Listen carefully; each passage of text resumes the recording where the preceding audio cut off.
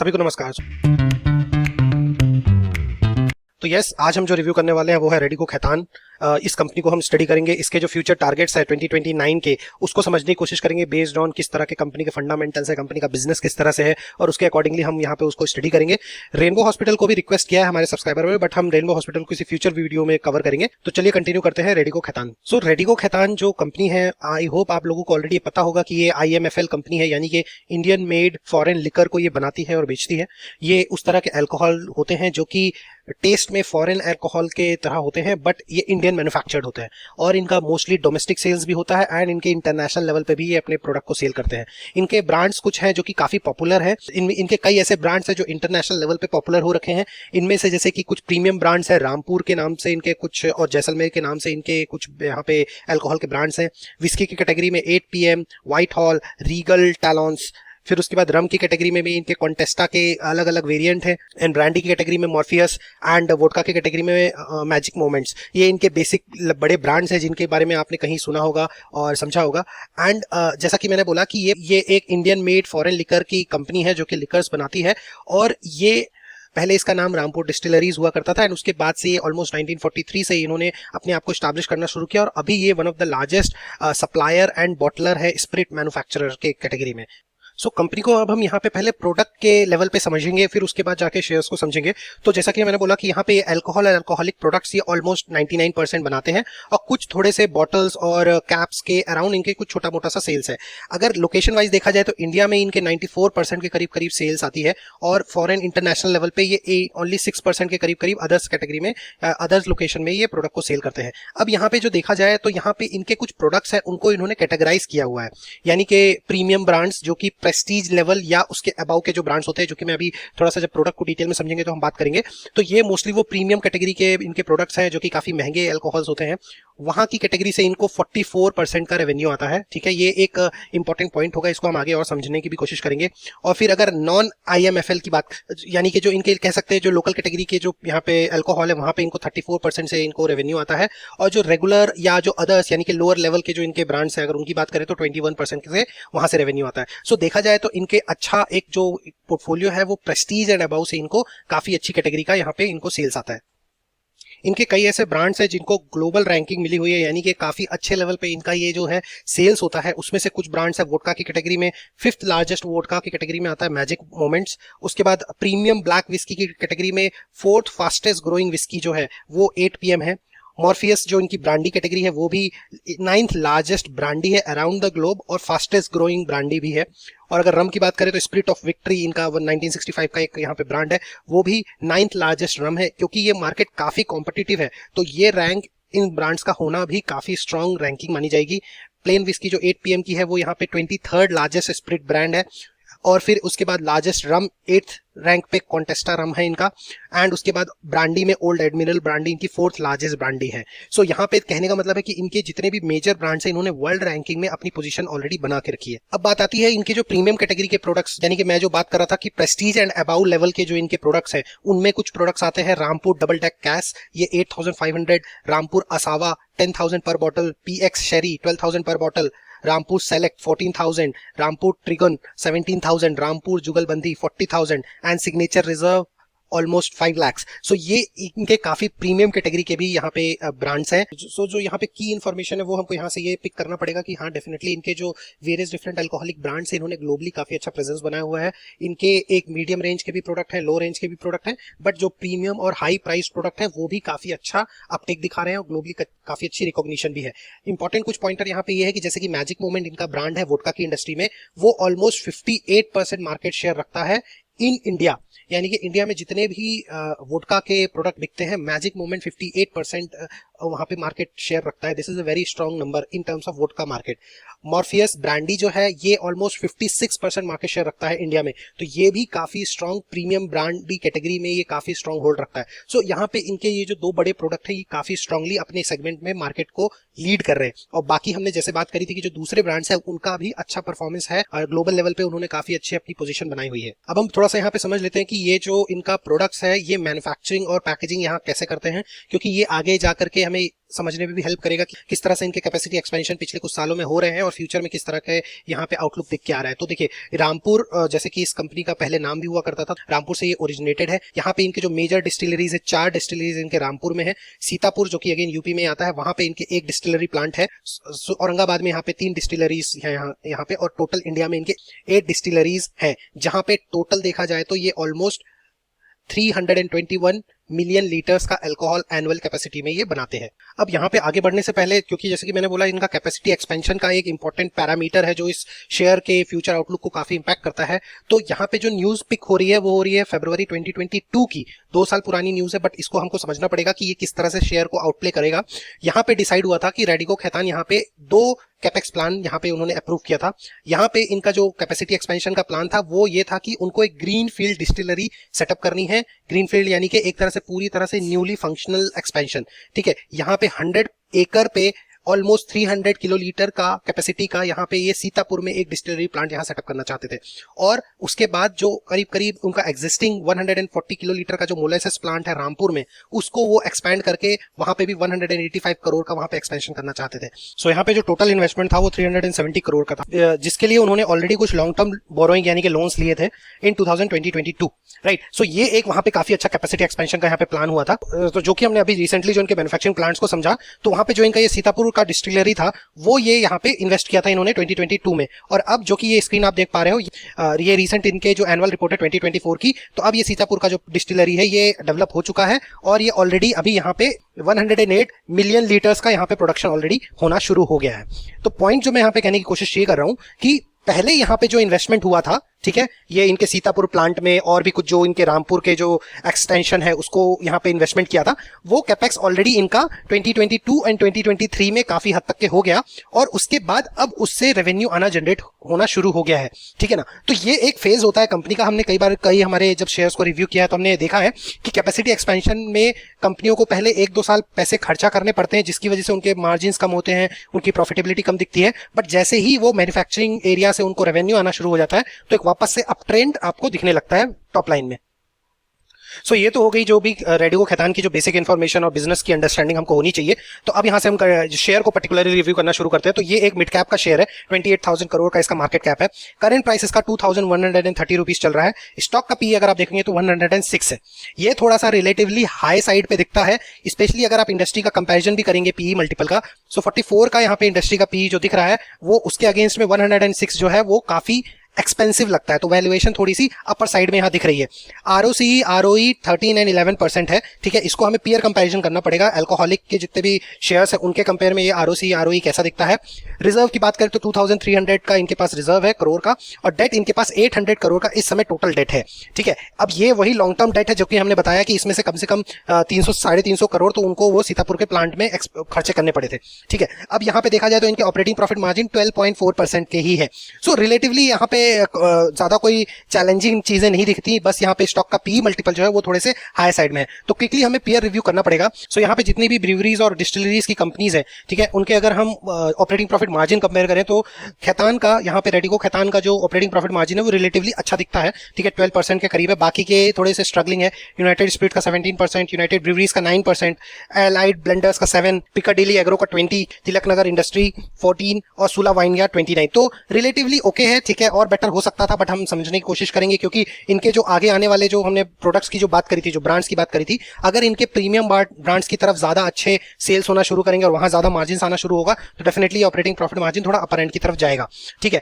PE comparison की अगर बात करें तो अभी ये जिसका 106 चल रहा है वो रिलेटिवली इंडस्ट्री के हिसाब से काफी हाई पीई मल्टीपल है। ये तो यहाँ पे क्लियर दिख रहा है, क्योंकि अदरवाइज देखे तो 81, 80, 39, 40 तो इस रेंज में इनके अदर पीयर ग्रुप के यहाँ पे पीई मल्टीपल दिख रहे हैं। तो 105 थोड़ा सा अपर एंड साइड में दिखता है। अब इनका अगर ईपीएस फ्यूचर में जो करंट ईपीएस अभी इसका दिख रहा है करीब 20 के अराउंड है, अगर ईपीएस में अच्छी ग्रोथ आती है तो ये जस्टिफाइड होगा, अदरवाइज ये थोड़ा सा ज्यादा ओवर वैल्यूएशन यहाँ पे इसका दिख रहा है। अब हम इसके पिछले प्रॉफिट एंड लॉस की बात करें तो करंटली ये कंपनी जो पिछले फाइनेंशियल ईयर में 4100 करोड़ का इसने अपना टॉप लाइन सेल्स किया था। 12% मार्जिन के साथ इसका जो नेट प्रॉफिट था वो 256 के करीब इसने नेट प्रॉफिट अपने रिपोर्ट किए।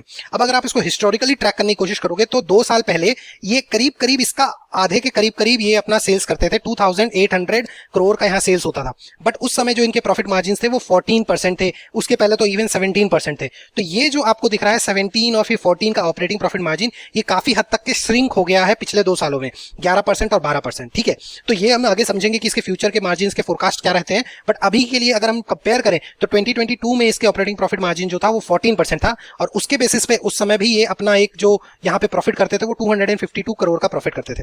यानी कि 2 साल पहले जो प्रॉफिट होता था और पिछले फाइनेंशियल ईयर में जो प्रॉफिट हुआ है वो करीब करीब बराबर ही है। ठीक है, लेकिन सेल्स की अगर बात करें तो सेल्स बहुत ज्यादा ग्रो हुआ है, और यहाँ पे जो सेल्स ग्रोथ हुआ है वो ग्रोथ आपको यहाँ पे प्रॉफिट में नहीं दिख रही है। इसके पीछे का सिंपल रीजन ये है कि यहाँ पे जो इनके मार्जिन है वो काफी हद तक के श्रिंक हुए हैं, और इसकी वजह से इनके अभी करंटली पिछले 2 सालों में उतने ज्यादा स्ट्रॉन्ग प्रॉफिट नहीं दिख रही है। बट अगर अदरवाइज इनका कंसिस्टेंसी देखी जाए तो यस, इनका एक कंसिस्टेंट सेल्स हो रहे हैं, हर साल ये अपने रेवेन्यू को, टॉप लाइन को अच्छे से मीट कर पा रहे हैं, तो फ्यूचर ग्रोथ भी आप एटलीस्ट टॉप लाइन रेवेन्यू में एक्सपेक्ट कर सकते हो। बॉटम लाइन यहाँ पे थोड़ा सा स्ट्रगलिंग दिखता है, बट इसको हमें समझना पड़ेगा कंपनी के गाइडेंस में कि फ्यूचर के ऑपरेटिंग प्रॉफिट मार्जिन के क्या गाइडेंस है। सो यही चीज आपको यहाँ पे दिखेगी कि इनके जो सेल्स ग्रोथ है वो काफी स्ट्रांगली पॉजिटिव साइड में ग्रो हो रहे हैं। प्रॉफिट जो है वो यहाँ पे स्ट्रगल किए हैं, थोड़े से फ्लक्चुएट हुए हैं। ट्रेलिंग 12 मंथ्स में यहाँ पे 28% का यहाँ पे प्रॉफिट ग्रोथ देखी गई है, और स्टॉक का प्राइस देखा जाए तो उस हिसाब से काफी हद तक के ये सारा करंट प्रॉफिट और इवन जो आने वाला प्रॉफिट है उसको यहाँ पे एब्जॉर्ब कर चुका है, क्योंकि ना ही 80% 33% से ना ही यहाँ पे सेल्स ग्रोथ हुई है और ना ही प्रॉफिट ग्रोथ हुई है। बट स्टॉक का प्राइस ऑलरेडी 80% भाग चुका है, 33% भाग चुका है इन 3 ईयर्स। सो इसने काफी हद तक के वो जो सेल्स और प्रॉफिट है उसको एब्जॉर्ब किया हुआ है, तो काफी कम एक्सपेक्टेशन होगी मेरे आगे जाकर के ये शेयर यहाँ से और स्टॉक प्राइस में ज्यादा कुछ यहाँ पे CAGR रिटर्न मिले। बट कंटिन्यू करते हैं हमारी स्टडी को। सो यहाँ पे देखिए, अब हम बात करेंगे शेयर होल्डिंग पैटर्न की। सो एक यहाँ पे प्रमोटर की जो शेयर होल्डिंग है वो स्टेबल है, बट 40% ही है। ठीक है, FIIs यहाँ पे 18% है, 20 से 18% का रेंज है, और DIIs यहाँ पे 18 से 24% का रेंज है। तो देखा जाए तो इन टोटल जो स्ट्रॉन्ग हैंड की हम हमेशा बात करते हैं उसमें ऑलमोस्ट 85% से ऊपर ये तीनों स्ट्रॉन्ग हैंड्स में ये शेयर होल्डिंग है, बट पब्लिक के पास सिर्फ 16% है, विच इज ओके। तो यहाँ पे भी मेरे को कोई कंसर्न शेयर होल्डिंग पैटर्न में नहीं लगा। सो अब आगे यहाँ पे हमें जैसे कि आगे जाकर के प्राइस के फोरकास्ट को समझना है, तो उसके लिए कुछ ऐसी बेसिक इन्फॉर्मेशन है जो हमको कहीं कॉन कॉल्स में या कहीं किसी एनुअल रिपोर्ट में हमें पकड़नी पड़ेगी, और उस इन्फॉर्मेशन के बेसिस पे हम फोरकास्ट करेंगे। तो अभी मैं यहाँ पे अगस्त 14, 2024 का इनका जो कॉन कॉल्स की रिपोर्ट आई थी रिसेंटली, उसको मैं यहाँ पे रिव्यू कर रहा हूँ, और यहाँ पे हम बात कर रहे हैं कि मार्जिन्स को हम थोड़ा सा यहाँ पे स्टडी करने की कोशिश करेंगे। तो जैसा कि मैंने बोला कि इनके मार्जिन्स जो हैं वो इस समय स्ट्रगलिंग लगते हैं, ये मार्जिन को इंप्रूव होना बहुत इंपॉर्टेंट होगा इस कंपनी के फ्यूचर के लिए। सो यहाँ पे क्वेश्चन पूछा गया था कि what you are targeting in terms of your future margins by the end of FY26, यानी कि अभी FY25 चल रहा है, FY26 में आपके मार्जिन किस रेंज में जाएंगे, क्या वो 15-16% तक जा सकते हैं? तो यहाँ पे मैनेजमेंट की कमेंट्री है कि yes, it can go towards the mid tin, और थोड़ा सा उसके ऊपर भी ये जा सकता है। सो अब मेरा पॉइंटर यहाँ पे सेम चीज है जो कि मैं यहाँ पे बात कर रहा था कि करंट इनके जो पिछले 2 साल से 11 और 12% के मार्जिन हैं, ये हम एक्सपेक्ट कर सकते हैं कि हाँ, ये 2 सालों में, आने वाले 2 सालों में 15 से 16% तक भी जा सकता है। यानी कि ये अपने हिस्टोरिकल जो इसके मार्जिन हुआ करते थे वो करीब करीब इस रेंज में अपने मार्जिन को मेंटेन कर लेगा। तो ये काफी पॉजिटिव साइन है फ्रॉम दिस प्लेस। बट ऐसा क्यों हुआ कि इनके मार्जिन यहाँ पे श्रिंक हुए? इसके पीछे का क्लियर रीजन था कि जो इन्होंने एक्सपेंसेस किए थे अपने इन्वेस्टमेंट को लेकर के, यहाँ पे जो इनके एक्सपेंसेस थे वो काफी हद तक के बढ़े थे, specially on the material cost. ठीक है, यहाँ पे इनके जो खर्चे यहाँ पे बढ़े थे, इसकी वजह से इनके मार्जिन्स काफी श्रिंक हुए। फिर उसके बाद डिप्रिशिएशन यहाँ पे इनको लगा, जो कि बहुत ज्यादा 114 करोड़ का डिप्रिशिएशन हुआ था पिछले फाइनेंशियल ईयर में, जो कि कह सकते हैं इनके जो ओल्ड प्लांट्स होते हैं, क्योंकि एसेट हैवी कंपनीज है, तो इनके जो मशीनरीज के टीयरिंग एंड वियरिंग होती है और उनको रिप्लेस करना होता है, उनको मॉडिफाई करके अप टू डेट रखना पड़ता है, तो वहां पे इनको काफी एक्सपेंसेस लगे। लेकिन अब जो खर्चा इनको करना था पिछले 2 सालों में इन्होंने काफी हद तक के कर लिया। ठीक है, तो यहां से मार्जिन इंप्रूव होने के क्लियर चांसेस हैं। सेम चीज हमको यहाँ पे कमेंट्री में भी बहुत क्लियरली दिख रही है। अब सेकंड जो क्वेश्चन है जिसका मैं यहाँ पे आंसर खोजने की कोशिश करूंगा कि इनके जो करंट डेट है, ठीक है, 800 करोड़ का, ठीक, इसके लिए इन्होंने जो अपना सीतापुर प्लांट है उसके लिए इन्होंने ये डेट लिया था। बट इसको डेट के लिए उनके पास क्या प्लान्स है, तो वहां पे एक कमेंट्री यहाँ पे क्लियरली दिख के आती है कि इनका ये मानना है कि ये कोशिश करेंगे कि FY26 तक के ये डेट फ्री कंपनी हो जाएंगे, यानी कि ये अपने जितने भी लोन्स हैं उनको ये पूरी तरह से क्लियर करने की यहाँ पे कोशिश कर सकते हैं, और जो कि एक काफी पॉजिटिव साइन है किसी भी मैनेजमेंट या किसी भी कंपनी के लिए। अब यहाँ पे बात ये हो जाती है कि जैसे कि हमने बोला कि FY26 तक के ये एक अच्छा मार्जिन मेंटेन करने वाले हैं, पॉइंट 2 इनके जो डेट है ये अपने आप को डेट फ्री करना चाहते हैं, यानी कि जो ये 800 करोड़ है ये करीब करीब जितना भी इनकी लॉन्ग टर्म बोरोइंग होगी, ठीक है, ये लॉन्ग टर्म बोरोइंग को वो क्लियर करना चाहते हैं, जो कि करीब करीब 300 करोड़ की लॉन्ग टर्म बोरोइंग है और 450 करोड़ की शॉर्ट टर्म बोरोइंग है, इसको ये क्लियर करना चाहते हैं। और अगर ये बोरोइंग भी ये अगले FY26 तक के क्लियर कर लेंगे तो इनके मार्जिन में थोड़ी सी और यहाँ पे इंप्रूवमेंट हो सकती है, क्योंकि फिर आपको इंटरेस्ट नहीं देना पड़ता है इन बोरोइंग्स पे। सो डेफिनेटली FY26 तक के पॉजिटिव मार्जिन के गाइडेंस है, और 26 के बाद जब इनके ऊपर लोन नहीं होगा तो डेफिनेटली फिर उसके बाद भी मार्जिन के अच्छी कंटिन्यूटी बनी रह सकती है। सो नेक्स्ट यहाँ पे फ्यूचर को और अच्छे समझने के लिए हमको इनके फ्यूचर जो प्रोडक्ट से रिलेटेड या बिजनेस से रिलेटेड जो इनके स्टैंड्स हैं या जो इनकी स्ट्रैटेजी है उसको समझना पड़ेगा। सो हमने ऑलरेडी डिस्कस किया है कि प्रेस्टीज एंड अबाउ के जो इनकी कैटेगरी ऑफ प्रोडक्ट्स हैं, यानी कि महंगे लिकर्स, महंगे अल्कोहल की कैटेगरी जो है, वहां पे 44% का अभी फिलहाल इनके रेवेन्यू आते हैं। अब हम यहाँ पे समझने की कोशिश कर रहे हैं कि कंपनी यहाँ से किस डायरेक्शन में जाना चाहती है। तो एक इनका जो कि मैं यहाँ पे एनुअल रिपोर्ट पढ़ रहा था पूरे डिटेल में, तो यहाँ पे एक इन्फॉर्मेशन काफी क्लियरली समझ में आती है कि प्रेस्टीज एंड अबाउ की कैटेगरी के जो ब्रांड्स हैं, ये वाले ब्रांड्स में ये अभी 46% के करीब टोटल सेल्स करते हैं, और ये चाहते हैं कि इसका जो टारगेट है वो 55% ऑफ अवर वॉल्यूम आए, यानी कि जो ज्यादा से ज्यादा पैसा है वो 55% इस कैटेगरी से आए, ये इनका टारगेट होने वाला है। और ऐसा क्यों? क्योंकि ये वो प्रेस्टीज एंड अबाउ की कैटेगरी के जो प्रोडक्ट्स होते हैं इनके मार्जिन अच्छे होते हैं, ये महंगे विस्की है, महंगे लिकर्स हैं, तो यहाँ पे उनके मार्जिन ज्यादा स्ट्रांग होते हैं। और ये कंपनी आगे के लिए यही फोकस करने वाली है कि किस तरह से अपने स्ट्रेटेजी में प्रीमियमाइजेशन को सेटअप करे,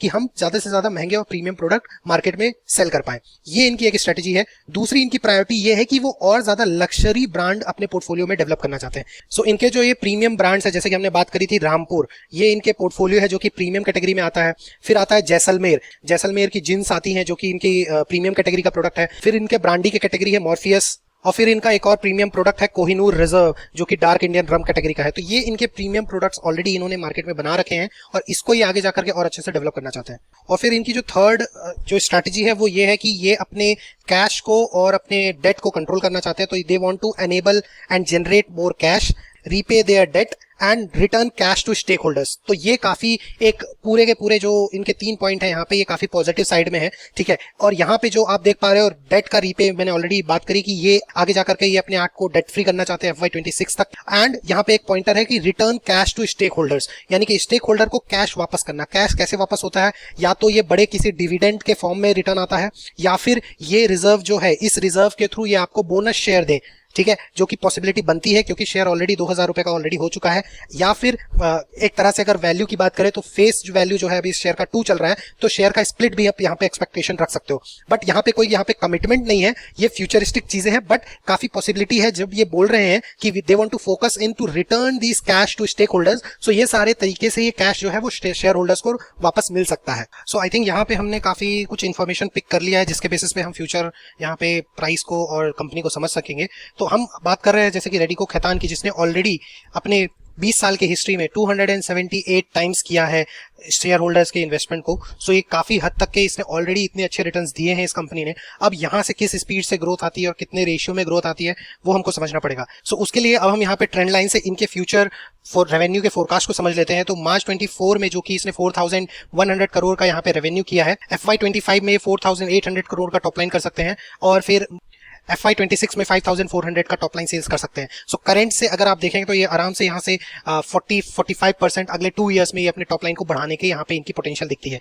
करंट ईपीएस जो कि चल रहा है 19 का, अगर इस क्वार्टर का भी मिला लिया जाए तो 20 का ईपीएस ऑलरेडी हो चुका है, और एवरेज एस्टिमेट इसका इस ईयर का FY25 का है 28.2, यानी कि पिछले ईयर के कंपेरिजन में 47% का ईपीएस ग्रोथ यहाँ पे एक्सपेक्टेशन की जा रही है। सो यहाँ पे आपको क्लियरली एक चीज तो समझ में आ रही है कि यहाँ पे रेवेन्यू भी एक अच्छे रेट में ग्रो कर रहा है, जो कि 4100 करोड़ से 4800 करोड़ हो रहा है। तो करीब करीब ये 17-18% की ग्रोथ है टॉप लाइन में, लेकिन जो इनकी बॉटम लाइन है वो 45% से ऊपर यहाँ पे ग्रो करने की यहाँ पे पॉसिबिलिटी है। इसके पीछे क्लियरली रीजन वही निकल के आते हैं कि किस तरह से सेल्स तो वो नॉर्मल ही करेंगे, ठीक है। तो यहाँ पे कहने का मतलब ये है कि यहाँ पे जो हम देख पाते हैं प्रॉफिट एंड लॉस, सो ये टॉप लाइन जो आपको दिख रही है 4100 करोड़, ये FY25 के कंप्लीट होते तक के 4800 करोड़ के करीब करीब होगी। लेकिन जो आपको यहाँ पे प्रॉफिट दिख के आ रहा है, ठीक है, ये 256 से कहीं ज्यादा बढ़ सकता है, और जो यहाँ पे आपको 19.3 का जो ईपीएस दिख रहा है ये 28 का ईपीएस हो सकता है। सो ये एक काफी अच्छा पॉजिटिव आउटलुक है। अब हमको इसको हमारे मेथड से समझना पड़ेगा कि ये कहाँ पे जाके लैंड करता है, किस प्राइस पॉइंट पे।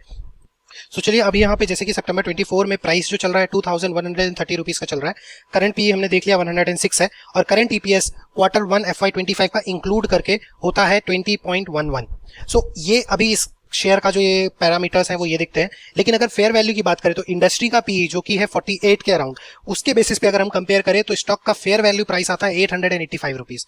सो ये जो फेयर वैल्यू है ये एक्चुअली इंडस्ट्री पीई पे इस प्राइस पॉइंट पे स्टैंड करता है, बट ये प्राइस इस लेवल पे शायद ही कभी आए, तो हमें उस फेयर वैल्यू का वेट नहीं करना चाहिए। क्योंकि कई बार ऐसा होता है कि कोई शेयर्स होते हैं आपको फेयर वैल्यू में मिलते हैं, बट कोई शेयर्स ऐसे होते हैं जो कि फेयर वैल्यू से काफी ऊपर ट्रेड कर रहे होते हैं और वो कई बार उतना नीचे नहीं आते अनलेस कुछ एक्सटर्नल बड़ा सा कोई उनको प्रेशर मिले। ठीक है, तो यहाँ पे बहुत कम चांसेस है कि ये वापस से अपने फेयर वैल्यू के पास पास आएगा, क्योंकि इसने जो अपनी स्ट्रगलिंग का जो टाइम था वो इसके पिछले 2 साल थे, जब इनके मार्जिन कम थे, जब इनके एक्सपेंशन में इनको ज्यादा पैसे खर्चे करने पड़ रहे थे, तो वो फेज इनका निकल गया है। अब तो रेवेन्यू जनरेट करने का टाइम आया है। सो डेफिनेटली यहाँ पे फेयर वैल्यू पे आना और इस लेवल तक के आना तो मैं बिल्कुल भी एक्सपेक्ट नहीं कर रहा हूं, बट टेक्निकली हम यहाँ पे थोड़ा सा पैटर्न देख सकते हैं कि हाँ हो सकता है 20% के कुछ ऐसा हमको डाउनसाइड मिल जाए। बट फिलहाल आगे अगर हम यहाँ पे फ्यूचर यहाँ पे समझने की कोशिश करें तो करंट ईपीएस जैसा कि मैंने बोला ये ग्रो कर सकता है 28.2 में।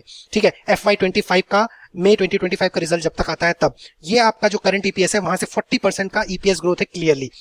सो ये किसी भी कंपनी के लिए एक अच्छा साइन है कि हाँ ये अगले 1 साल में 2 साल में कितना ज्यादा अपने ईपीएस को ग्रो कर सके। लेकिन देखने वाली बात यह है कि करंट पी इसका ऑलरेडी 106 हो रखा है, ये कितना ज्यादा अपने आप को एडजस्ट करेगा ये हम नहीं समझ सकते, क्योंकि हो सकता है अगर सेंटीमेंट काफी अच्छे रहे तो हो सकता है ये 100 का ही पीई मेंटेन रहे, या फिर ये अपने पीई को थोड़ा सा यहाँ पे कंट्रोल करने की कोशिश करेगा। तो यहाँ पे मैं रेफरेंस पॉइंट ले रहा हूँ 91 का एस्पिरेशनल पीई। ये रेफरेंस पॉइंट्स किस चीज पे बेस है मैं बताता हूँ। अगर हम इसके पीई को स्टडी करें तो इसका जो पिछला 1 साल का पीई रहा है 91 का, ये मेरा बेसिस बनता है कि तो इसका आने वाला जो 1 साल है वहां पे पीई जो मेंटेन रहेगा वो 91 के अराउंड रहेगा। अगर ऐसा होता है तो जो स्टॉक का प्राइस टारगेट निकल के आता है वो 2566 के अराउंड आता है, यानी कि करंट प्राइस से आपको 20% अपसाइड मिल सकता है, और ये पूरा 20% जो है ये ईपीएस ग्रोथ ड्रिवन है। ठीक है, पीई में आपको यहाँ पे कोई एक्सपेंशन की आपको एक्सपेक्टेशन नहीं रखनी चाहिए। अगर 27 की बात करें तो अब यहाँ पे जो ईपीएस ग्रोथ है वो मैं यहाँ पे एक्सपेक्टेशन ले रहा हूँ कि ये 30% से ग्रो करेगा। ठीक है, इसके पीछे का जो रीजन है वो मैं आपको बताता हूँ। सो अगर यहाँ पे 30% से यहाँ पे ईपीएस अगर ग्रोथ होती है तो ईपीएस जो है वो 48 के अराउंड आएगी। अब इसके लिए जो मेरा बेस बनता है वो बनता है मेरा सेकंड सोर्स जो मैं हमेशा डिस्कस करता हूं, सिंपली वॉल स्ट्रीट का नंबर। यहां पे हमको क्लियरली इंफॉर्मेशन मिलती है कि जो इनके ईपीएस प्रोजेक्शन है वो 27 में जाकर के यहाँ पे इसका ईपीएस जो है वो 48 के अराउंड यहाँ पे सेटल होगा FY27 में। सो यही मेरा रेफरेंस पॉइंट बनता है इवैल्यूएशन में कि ये मेरा 48 का ईपीएस आएगा FY27 में। अब यहां तक आते आते जो पीई है इसको और फर्दर अपने आप को एडजस्ट करना पड़ेगा, तो यहाँ पे मैं 70 का पीई का एस्टिमेशन यहाँ पे लेके चल रहा हूँ। अब इस 70 का जो बेस है वो है अगेन कंपनी का हिस्टोरिकल परफॉर्मेंस, कि कंपनी ने पिछले 3 साल में जो इसका यहाँ पे मीडियन पीई रहा है 70, वो मैं यहाँ पे रेफरेंस पॉइंट लेके चल रहा हूँ। सो FY27 में अगर 70 का पीई आता है और 48 का ईपीएस आता है तो जो शेयर प्राइस का टारगेट आता है वो 3336 रुपीज के अराउंड आता है। करंट प्राइस से आपको 56% का अपसाइड यहाँ से आपको क्लियरली दिख रहा है। ठीक है, अब अगर और फ्यूचर की बात करें तो यहाँ से अब जो फ्यूचर है वो थोड़ा सा ग्रे है, क्योंकि अब यहाँ पे कोई सपोर्टिंग इंफॉर्मेशन सपोर्टिंग सोर्स नहीं है। तो मैं यहाँ पे मेरे एस्टिमेट्स के थ्रू जा रहा हूँ कि फ्यूचर ईपीएस जो ग्रोथ है वो अगले 5 साल में 25% से आएगी, यानी कि जो करंट ईपीएस है वो 74 तक जा सकता है। अब यहाँ पे जो पी है इसको अगले 5 साल में काफी हद तक के अपने आप को सेटल करना पड़ेगा इंडस्ट्री पी के अराउंड, क्योंकि आप देखोगे जो कि हमने यहाँ पे पीयर कंपैरिजन भी किया था तो कई ऐसे अल्कोहलिक बिवरेजेस के जो कंपनीज हैं वो आपको 38, 43 यानी कि इंडस्ट्री के रेंज में आपको दिख रहे हैं। तो ऐसा होता है कि इन कंपनियों को भी कभी ना कभी अपने इंडस्ट्री के पी के रेंज में आना पड़ेगा। तो अगर मैं बहुत लिमिटेड एस्टिमेशन यहाँ पे करूँ तो मैं यहाँ पे इंडस्ट्री का पी 48 यहाँ पे एज्यूम कर रहा हूँ। ईपीएस में ग्रोथ तो कंटिन्यूअसली आती रहेगी, तो करंट प्राइस जो है वो आपको 29 में मिलेगा 3574 के अराउंड। ये आपके करंट प्राइस से 68% अपसाइड है। तो देखने में आपको लगता है कि ये काफी कंजर्वेटिव प्राइस टारगेट निकल के आ रहे हैं, ये इतना ज्यादा आपको 5 साल में इतना पैसे को डबल भी नहीं कर रहा है, करेक्ट। लेकिन ये मेरा काफी कंजर्वेटिव एस्पिरेशनल पीई है। ये भी हो सकता है कि मार्केट इसको कंटिन्यूअसली एक स्ट्रॉन्ग पीई दे। ठीक है, 90 का पी अगर मार्केट इसको देता है तो स्टॉक का प्राइस जो है वो काफी ज्यादा 6700 तक जा सकता है, यानी कि स्टॉक जो है वो 200% अपसाइड दिखा सकता है। लेकिन अब ये जो कंपैरिजन मैंने आपको करके दिखाया 48 का पी वर्सेस 90 का पी, ये काफी कुछ सेंटीमेंट ड्रिवन है। अगले 5 सालों में किस तरह से कंपनी के आउटलुक निकल के आते हैं, किस तरह से कंपनी के फ्यूचर ब्रांड्स जो हैं वो परफॉर्म करते हैं, प्लस किसी तरह का इनको एक्स्ट्रा एक्सपेंसेस ना करना पड़े, और साथ ही साथ इनके जो प्रोडक्ट्स है वो काफी अच्छे मार्जिन से बिजनेस को रन करे, तो जाकर के इस तरह का जो सेंटीमेंट है 90 के पीई मल्टीपल का ये सस्टेन रहेगा। लेकिन ये सस्टेन रहना हमेशा इतना आसान नहीं होता, कंपनीज को कई बार अपने पीई को एडजस्ट करना पड़ता है, सेटल डाउन होना पड़ता है। जो मैंने यहाँ पे पहले का टारगेट एज्यूम किया है मैं इसी टारगेट पे स्टिक करूंगा, क्योंकि मैं यहाँ पे ओवर एस्टिमेट नहीं करना चाहता। एंड इसके पीछे का क्लियर रीजन सिर्फ एक ही है कि करेंटली मेरा जो ये शेयर दिख रहा है वो मुझे ओवर वैल्यूड दिखता है। फेयर वैल्यू के कंपैरिजन में भी और पीई मल्टीपल के कंपैरिजन में भी। इसलिए मैं यहाँ से ज्यादा ओवर ऑप्टिमिस्टिक होकर के प्राइस टारगेट को यहाँ पे सेट करने की कोशिश नहीं कर रहा हूँ। ये आपके एजुकेशन के लिए है और आपके अवेयरनेस के लिए, किसी भी तरह का इन्वेस्टमेंट एडवाइस नहीं है। तो आप अपना रिसर्च खुद कीजिए, इंडिविजुअल फाइनेंशियल एडवाइजर से पूछिए before making any financial decision. अब नेक्स्ट सेगमेंट में हम यहाँ पे टेक्निकल पैटर्न की बात कर लेते हैं, लेकिन उसके पहले अगर आप चैनल पे नए हैं तो डिसिप्लिन इन्वेस्टर चैनल को आप सब्सक्राइब कीजिए, जो बेल आइकन है उसको ऑल हिट कीजिए ताकि आपको इस तरह से बेल का नोटिफिकेशन मिले जब भी हमारा वीडियो रिलीज होता है। सो यहाँ पे हम रेडिको खैतान का मंथली चार्ट पैटर्न देख रहे हैं। तो ये जो हम देख सकते हैं कि यहाँ पे क्लियरली पिछले 1-2 सालों में यहाँ पे एक पोल एंड फ्लैग का ब्रेकआउट हुआ है रिसेंटली। अब ये नया एक पोल जैसा बन रहा है। सो हाई चांस है कि ये इस एरिया में अपने आप को थोड़ा सा कंसोलिडेट करे। कंसोलिडेट करने का रीजन भी है क्योंकि हाई पी मल्टीपल पे चल रहा है। सो और ज्यादा यहाँ से रैली का हम एस्टिमेट नहीं कर सकते, बट हमने पीछे भी देखा है कि इसके जो पहले यहाँ पे अगर देखेंगे तो 2022 में जो इसको एक बार के लिए फॉल मिला था तो ऑलमोस्ट 40% का इसको डाउनसाइड आया था। ठीक है, सो ये भी यहाँ पे पॉसिबिलिटी बनती है कि अगर ये शेयर थोड़ा सा ओवर बॉट जोन में जाएगा तो एक 30-40% का करेक्शन डेफिनेटली दिखा सकता है। एंड तब यहाँ पे जो इसका बेस लाइन दिख के आ रहा है वो इस पोल का जो अपर लाइन है, ठीक है, वो ये इसका सपोर्ट लाइन यहाँ पे बन सकता है। सो ये एक काफी अच्छा एक एंट्री पॉइंट हो सकता है अगर आपने यहाँ पे ऑलरेडी इन्वेस्टमेंट नहीं किया है तो 1800-1700 का एक प्राइस पॉइंट बन सकता है। फ्यूचर टारगेट्स हमने ऑलरेडी डिस्कस कर लिए हैं, बट अगर आप इसमें ऑलरेडी इन्वेस्टेड हैं then you can continue enjoying this share, ठीक है, बिकॉज यू नो कि ये कितना यहाँ पे पोटेंशियल रखता है। If you are happy with that kind of return I think you can stay invested, but for now for a fresh investment I think this is not a let's say under valued stock. मुझे हमेशा एक under valued stock में ज्यादा interest आता है as compare to over valued stock, but हाँ future company का अच्छा है, देखा जाए तो ईपीएस ग्रोथ स्ट्रांग है। सो उस पर्सपेक्टिव में ये करेक्ट यहाँ पे आपको एक इंटरेस्ट यहाँ पे बनता है। मैं हमेशा बात करता हूँ कि जब तक मुझे 3 अट्रैक्टिव पॉइंट्स कंपनीज के नहीं मिलते मुझे इंटरेस्ट नहीं आता है। पहला पॉइंटर होता है पीई एक्सपेंशन की अपॉर्चुनिटी, दूसरा होता है ईपीएस ग्रोथ और तीसरा होता है बिजनेस और उसके फंडामेंटल्स। ठीक है, तो ये चीजें जब तक मुझे कंफर्टेबल नहीं लगती तब तक मुझे कंपनी में थोड़ा सा एक स्टेप बैक मैं यहाँ पे ओपिनियन रखता हूँ। सो बट अदरवाइज कंपनी में कोई यहाँ पे प्रॉब्लम नहीं है। ये लॉन्ग टर्म के लिए एक आपको पॉजिटिव आउटलुक यहाँ से काफी अच्छा दिख रहा है, बट इसके रिटर्न जो है वो आप उतना ही एक्सपेक्ट कीजिए। पिछले सालों में जिस तरह से इसने 5 सालों में रिटर्न दिया है 500% का, ये थोड़ा सा अगले आने वाले 5 सालों में थोड़ा सा यहाँ पे कह सकते हैं कि शायद ना मिले, बिकॉज जो काफी कुछ रिटर्न है वो ऑलरेडी इस शेयर ने दिखा चुका है कि फ्यूचर में जिस तरह से इसकी परफॉर्मेंस आने वाली है। अगर मैं यहाँ पे कंक्लूजन दूं तो डेफिनेटली रेडिको खैतान एक अच्छा शेयर है, राइट। इसका फ्यूचर आउटलुक और बिजनेस भी काफी स्टेबल लगते हैं। सो कंटिन्यू एक लॉन्ग टर्म इन्वेस्टमेंट के लिए एक अच्छा सा मिड रेंज में रिटर्न आपको दे सकता है। एंड बट एक फ्रेश इन्वेस्टमेंट के तरीके से अगर देखा जाए, अगर आप पोर्टफोलियो डिजाइन कर रहे हैं तो यहाँ पे थोड़ा सा इसके वैल्यूएशन का इंतजार करना चाहिए ताकि ये मेरे को कम से कम 20% डाउन मिले, तब जाकर के थोड़ा सा रिलेटिवली अट्रैक्टिव लगेगा। बट टिल देन ये थोड़ा सा एक्सपेंसिव जोन में है। बट डेफिनेटली आपका ओपिनियन थोड़ा सा अलग हो सकता है, तो आप डेफिनेटली आप कमेंट में बताइए कि if you agree to my perceptions and analysis, but if you are having some different observation please feel free to write in comment that may be I am missing some point. So आप वहां पे definitely comment में बता सकते हैं कि how why do you feel that it can be more attractive than what I am trying to depict here. So इस video में अभी इतना ही। Thank you everyone.